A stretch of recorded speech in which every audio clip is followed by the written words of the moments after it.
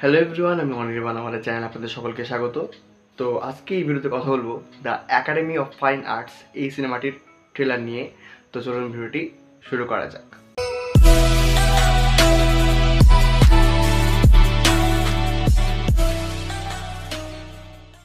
তো এখন বাজে রাত 12:30 এবং আমি এত রাতে কখনো ভিডিও বানাই না, বাট আজকে এরকম একটা কাজের আমি ট্রেলার দেখলাম এবং যার জন্য এই ভিডিওটা করতে বসা।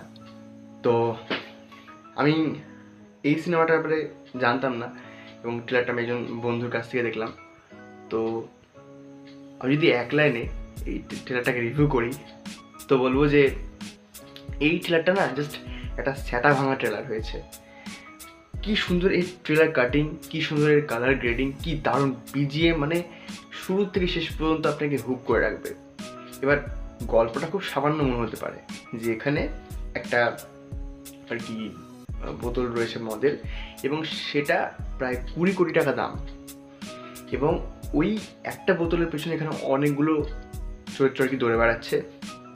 রুদ্রনীল রয়েছে, আর কি আমাদের ঋষভ বসু রয়েছে, পায়েল রয়েছেন, এছাড়াও রাহুল ব্যানার্জিকে বহুদিন পর আমি দেখছি।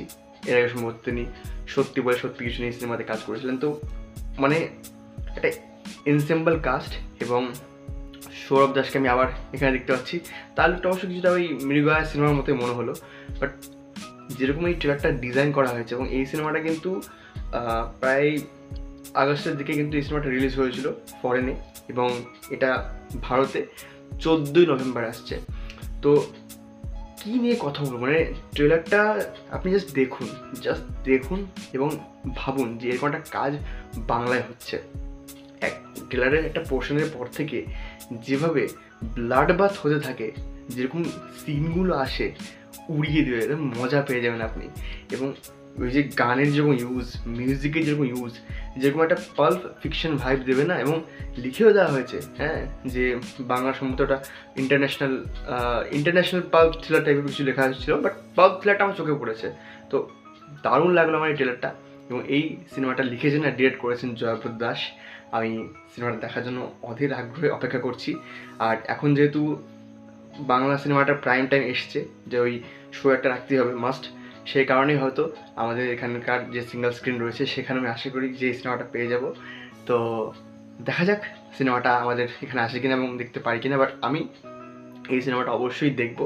আর এত সুন্দর একটা ট্রেলার যেরকম আমাকে মুগ্ধ করেছে, আমি জাস্ট অবাক হয়ে দেখলাম গোটা ট্রেলারটা। সেরকম ক্যারেক্টারকে যেরকমভাবে একটা ক্যারেক্টারকে তৈরি করা হয়েছে, সেখানে যেরকম তাদের অ্যাক্টিং, তাদের প্রেজেন্টেশন যেরকম লাগছে, খুব ভালো লাগছে।